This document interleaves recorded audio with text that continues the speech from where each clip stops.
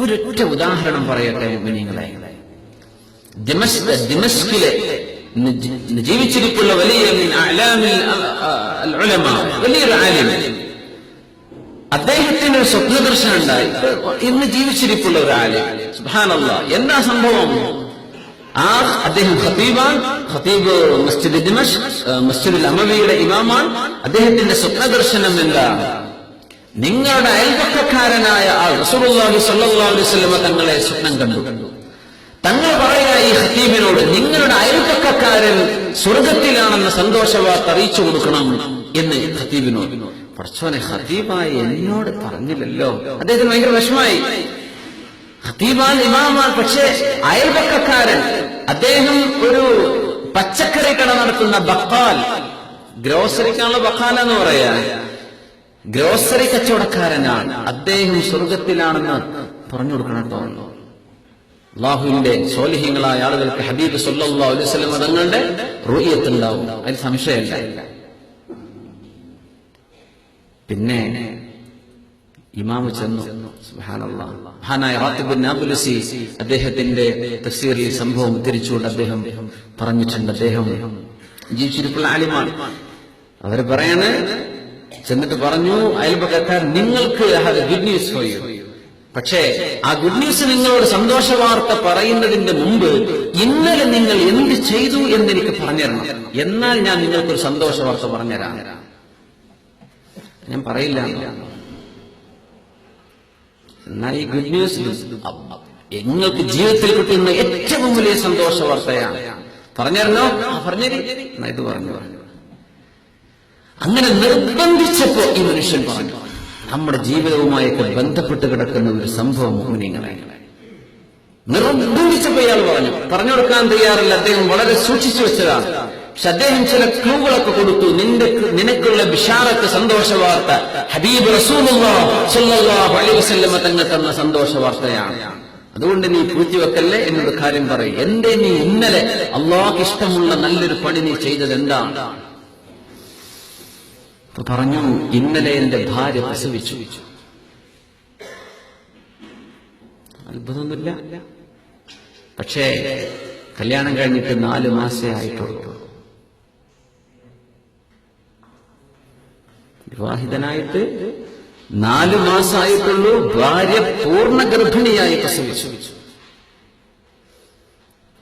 അപ്പോ കല്യാണം കഴിഞ്ഞു വരുമ്പോ ഈ പെണ്ണിന് 5 മാസം ഗർഭമാണ്. വ്യഭിചാരത്തിലുള്ള ഗർഭമുണ്ട് ഇവൾക്ക്. ഈ മനുഷ്യൻ പറഞ്ഞു, എന്റെ കൂടെയാണ് നിയമം, നാട്ടുകാർ എന്റെ കൂടെയാണ്, നാട്ടു നടപ്പ് എന്റെ കൂടെയാണ്, നിയമം എന്റെ പക്കത്താണ്. ഇവളെ ഞാൻ ത്വലാഖ് ചൊല്ലിയാൽ ആരും എന്നെ കുറ്റം പറയില്ല. ഇവളെ ഞാൻ അപമാനിച്ചാൽ, ഇവിടെ വീട്ടുകാരുടെ അടുത്ത് കൊണ്ടുപോയി അപമാനിച്ചാൽ ഒരാളും എന്നെ ഒന്നും പറയില്ല. പക്ഷേ അല്ലാഹു ജല്ല ജലാലുവിന്റെ മുമ്പിൽ ഞാൻ തലതാഴ്ത്തുന്നിട്ട് പറഞ്ഞു, പഠിച്ചവനെ, ഈ വിഷയത്തിൽ ഒരു മുഅ്മിനത്തായ പെണ്ണിനെ എനിക്ക് അപമാനിക്കണ്ട. അവൾ ഗർഭിണിയാണ്. ഹുബ്ല മിന സിന, വ്യഭിചാരം കൊണ്ടുണ്ടായ ഗർഭമാണ്. ആ വിഷയം ഞാൻ ആരും അറിയാതെ പൂഴ്ത്തിവെച്ചു. അദ്ദേഹം പറയാൻ ആരറിയിച്ചില്ല. ആരോടും ഇവളെ സംബന്ധിച്ച് ഫളീഹത്താക്കിയില്ല.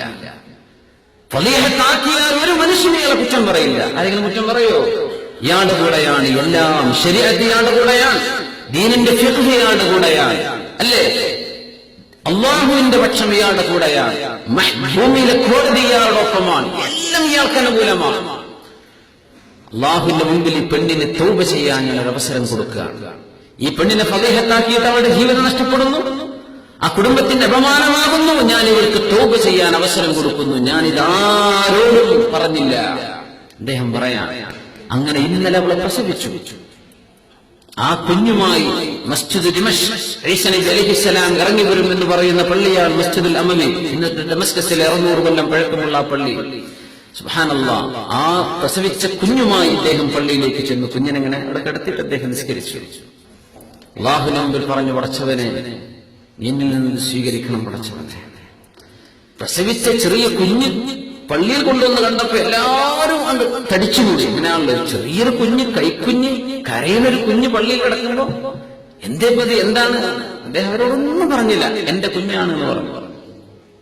അള്ളാഹുവിന്റെ മുമ്പിൽ നിന്ന് അദ്ദേഹം 2 റക്അത്ത് നിസ്കരിച്ചിട്ട് പറഞ്ഞു, അള്ളാഹുവേ, എന്റെ ഭാര്യയ്ക്ക് തൗബ ചെയ്യാൻ അവസരം കൊടുക്കു റബ്ബേ, അവളെ നന്നാക്കി കൊടുക്കു പടച്ചവനെ, ഈ കുട്ടിയെ ഞാൻ പരിപാലിച്ചു കൊള്ളാം, ഇത് നീ സ്വീകരിക്കണം. അതിന്റെ പിറകെയാണ് റൗദയിൽ നിന്ന് അഅ്മാലു ഉമ്മ, ഈ സമൂഹത്തിന്റെ അമലുകൾ വീക്ഷിച്ചുകൊണ്ടിരിക്കുന്ന അഷ്റഫുൽ ഖൽഖ് റസൂലുള്ളാഹി സ്വല്ലല്ലാഹു അലൈഹി വസല്ലം ബശ്ശിറുഹു ബിൽ ജന്ന, ഈ മനുഷ്യന് സ്വർഗ്ഗമുണ്ടെന്ന് പറഞ്ഞു കൊടുക്കൂ. സുബ്ഹാനല്ലാഹ്. നമ്മുടെ നാട്ടിലുള്ള ചെറിയ ചെറിയ പ്രശ്നങ്ങൾ നിങ്ങൾ കണക്കാക്കി എവിടെ കിടക്കുന്നു നമ്മുടെ സംസ്കാരം? എവിടെ കിടക്കുന്നു മുഅ്മിനായ മനുഷ്യന്റെ ഇസ്ലാമിന്റെ സംസ്കാരവും ആ വിശാല മനസ്കതയും ബ്രോഡ് മൈൻഡഡ്നെസ് എവിടെയാണ് നമ്മൾ ഇരിക്കുന്നത്? സുബ്ഹാനല്ലാഹ്. നമ്മുടെ പക്ഷത്താണ് ന്യായമെങ്കിൽ എന്താ നമ്മുടെ ഉശിര്? പൂർണ്ണമായും ഇയാളുടെ പക്ഷത്താണ്, എല്ലാം ഇയാളുടെ പക്ഷത്താണ്. പക്ഷേ ഈ പെണ്ണിനെ അപമാനിക്കാൻ അദ്ദേഹം ഒരുമ്പെട്ടില്ല. അവൾ കുറ്റക്കാരിയാണ്. പക്ഷേ പശ്ചാത്തപിച്ചു മടങ്ങിയാൽ അള്ളാഹു തൗബ സ്വീകരിക്കും. അള്ളാഹു തൗബ സ്വീകരിക്കും. ഒരു പെണ്ണിന്റെ വ്യഭിചാരം കോടതിക്ക് മുമ്പിൽ തെളിയപ്പെട്ടാലാണ് അവൾ എറിഞ്ഞുകൊള്ളൽ നിർബന്ധം. അത് ഖാദിയുടെ മുമ്പിലേക്ക് പ്രശ്നമെത്തിയാൽ അല്ലെങ്കിൽ അള്ളാഹു പുറത്തു കൊടുക്കും. സ്വബറ, ഈ മനുഷ്യൻ ക്ഷമിച്ചു. സുബ്ഹാനല്ലാഹ്. ഈ വിഷയം ഞാൻ അറിഞ്ഞത് ഇന്നലെ രാത്രിയാണ്. സുബ്ഹാനല്ലാഹ്. അല്ലാഹു സുബ്ഹാനഹു വ തആല മുഅ്മിനീങ്ങളായ ആളുകൾക്ക് അള്ളാഹു പ്രതിഫലം കൊടുക്കുന്ന ഏറ്റവും വലിയ റബ്ബിന് ഇഷ്ടപ്പെട്ട ഒരു സ്വഭാവം സബ്ർ. അള്ളാഹു ഹലീമല്ലേ? നമ്മളൊക്കെ ചെയ്യുന്ന തെറ്റുകളെ കൊണ്ട് അള്ളാഹു നമ്മളെ ശിക്ഷിക്കാൻ തുനിഞ്ഞാൽ നമുക്ക് ഒരു കാലെടുത്തു വെക്കാൻ കഴിയോ? നമ്മുടെ ഓരോ തെറ്റിനും അള്ളാഹു ശിക്ഷ തരാൻ അല്ല. അള്ളാഹു സബൂറാണ്, അള്ളാഹു ഹലീമാണ്. നിങ്ങളും ക്ഷമിക്കണം, അള്ളാഹുവിനെ സൂക്ഷിക്കണം.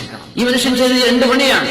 ക്ഷമിച്ചു, അള്ളാഹുവിനെ സൂക്ഷിച്ചു, അപമാനിച്ചില്ല, മാനക്കേടാക്കിയില്ല, ആ കുടുംബത്തെ നാണം കെടുത്തിയില്ല. ഏതെങ്കിലും ഒരു പെണ്ണിന്റെ ഒരാളിന്റെ ബുദ്ധിമോശം കൊണ്ട് വരുന്ന ഒരു പാപത്തിന് ഒരു പാരമ്പര്യം ഒന്നാകെ അപമാനിക്കപ്പെടുന്നില്ലേ? എന്നാൽ അത് സൂക്ഷിമൻ സതറ മുസ്ലിമൻ സതറഹുല്ലാഹ്.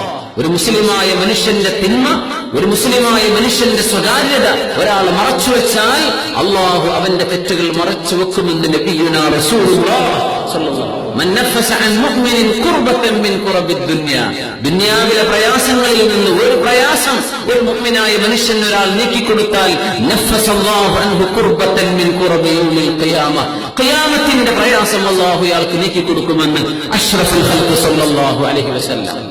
ഇന്നി ജസൈതുഹുൽ യൗം, ഞാൻ ഇന്നവർക്ക് പ്രതിഫലം കൊടുക്കുകയാണ്. ബിമാ സബറു, അവർ ക്ഷമിച്ചത് കാരണം.